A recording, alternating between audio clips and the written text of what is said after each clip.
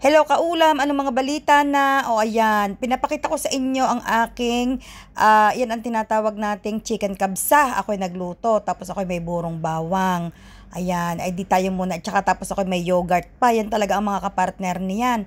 Ay huwag naman ninyong pupulaan ang aking kanin, nagabundok. At yan may hindi lahat ikanin. At yan may mga tipak ng manok. Ay, wala nang mamumula. Lahat gutom. Wala akong almusal, wala akong tanghalian. Dahil unang araw ng school, wala kami kaninang oras. Ako'y nagpapaliwanag laan. Ay di iyan na nga, habang ako'y nakain tayo maghuntahan uli. Talaga namang napakasarap makapaghuntahan. Mainam na. Ako'y habang nakain diyan, bigit yung napasilid sa utak ko ang tatay. Naalala ko na naman talaga mga kaulam ang tatay. Ako'y medyo nalungkot ng slide. Siyempre mga kaulam, ako'y sanay pag ako'y nagbi-video call sa inay, ang tatay naroon, nakatingin. Hindi man ang tatay madaldal, nakagaya ko. Ay ang tatay naman ipaumis-umis laang, nangangamusta sa mga bata, sa aking asawa. Yun na yun lamang ang kanyang dialogue, walang iba. Bigla ko ngayong naalaala ang tatay, bagay sobrang higpit mga kaulam. Diyos ko puro de, talaga namang dyan ako nakaranas na laging may halaya ang aking puwit. Bakit baga itong kauna-unahan kong tanong na hindi naman nasagot ng tatay hanggang sa namatay? Bakit tayo'y nakatira sa tabing dagat ay bawal kaming maligo? Tuwi na lang kami magpapaalam ng maliligo sa dagat, ako'y natutuktok at napipingot ang aking tainga. Bakit kaya? Bandang huli sabi nga sa amin ng mga tao ay nagtatakot daw ang aming mga magulang at baka daw nga kami mga lunod ay di mauubos kami. Ay tunay namang ang aming bahay mga kaulam ay siguro kung bibilangin ninyo lilimang hakbang dagat na. Gayon kami kalapit nakatira sa dagat dahil nga ang aming negosyo mga kaulam ay isda. Kami ay mga biyahero ng isda. Ito naman mga kapatid ko mga pandit, gustong-gustong maligo sa dagat. Ayaw naman magpaalam sa tatay at sila daw ay magagarote. Ako ang ipinapain ay di laging ako ang nasasasaan sa pingot, sa garote, gayon. Likit din naman kapapandit nito mga pinsan ko at parating mga pahali. Pupunta sa amin, papayapayan pa kami, sasabihin, tayo maligo sa dagat, kami ay maliligo.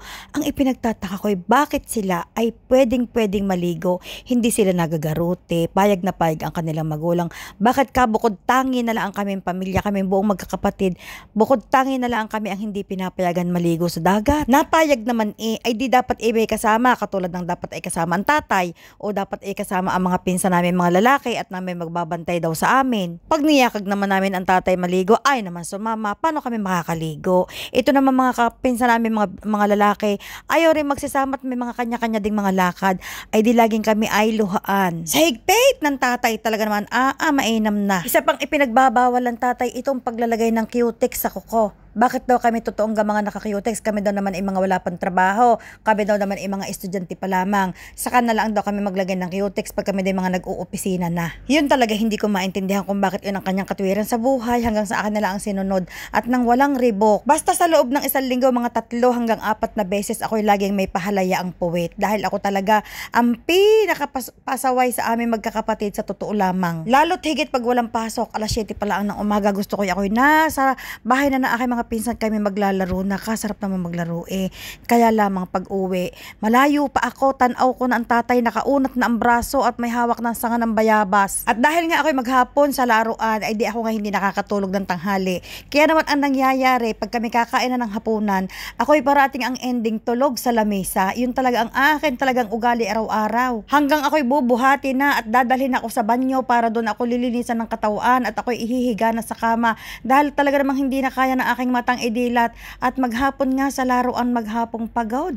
Paborito ko pa yung aakit sa puno ng sampalok o kaya puno ng mangga o kaya puno ng kahit na anong mga prutas na hindi naman amin ay sa mga kapitbahay namin hanggang sa mahabol na kami ng aso. Araw-araw na lamang wala sa ginawa ng Diyos. Ang tatay parati nakakarinig ng reklamo sa mga kahanggan na ako'y isinusumbong at kami nga daw ako daw leader ng pangunguha ng kanilang mga prutas doon. Ay paaanin bagay kami yung walang tanim. Ay kasarap namang mangain ng prutas, ay anong aking gagawin? Ay gusto ko rin namang kumain. At nung araw talaga mga kaulam palibhasa kami talaga bukid na bukid ang aming bahay tabing dagat, tapos ang paligid may mga bundok na ganyan, mga taniman na mga bayabasan.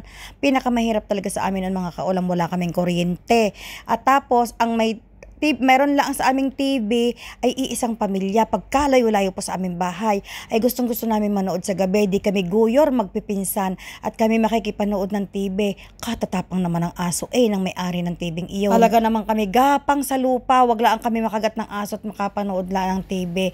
Ang masakit nito ay minsan nga ay hindi nga ang tatay napayag, lalo't pag naambon ay di kami sobrang hirap talaga namin at may suway bayang kaming palabas.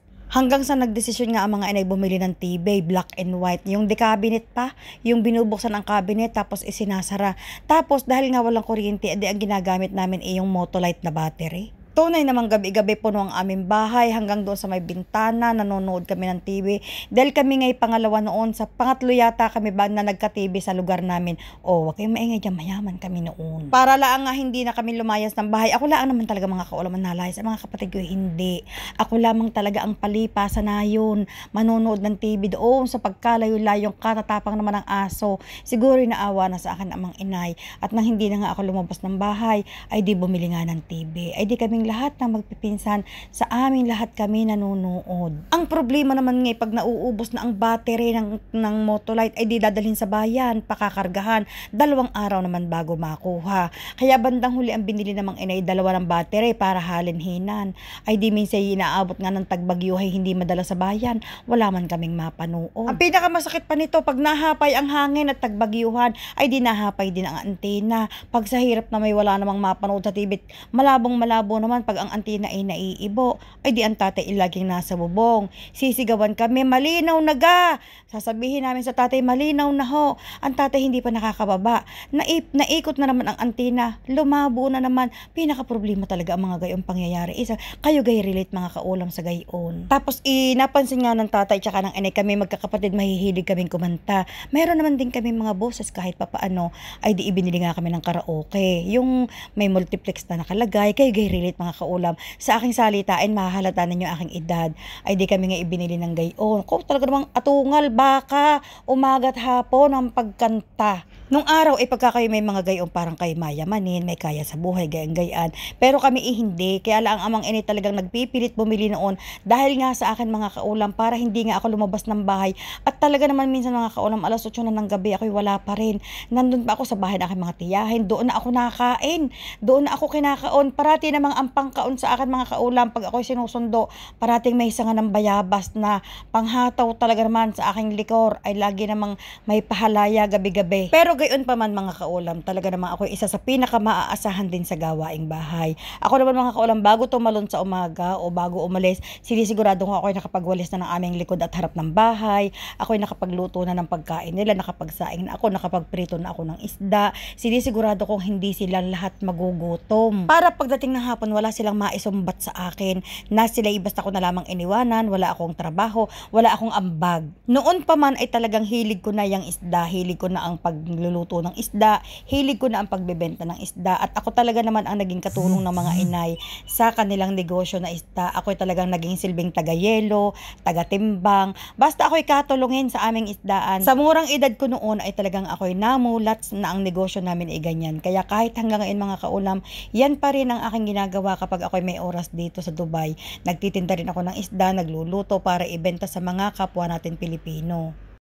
Napakarami ko pang kwento sa kahigpitan ng tatay. Talaga namang wala itong katapusan kahit pa yata siguro 3 linggo tayong maghuntahan. Sobra talagang higpit ng tatay mainam. Ano ang dami ng bawal. Ang inyong mga ama ay gayon din o ang tatay lamang.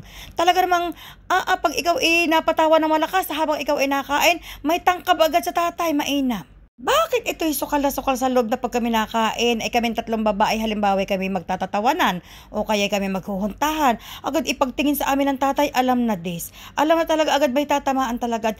At ang 2 kong kapatid hindi yun napapalo, ako lamang. Talaga naman mainam. Sa susunod uli,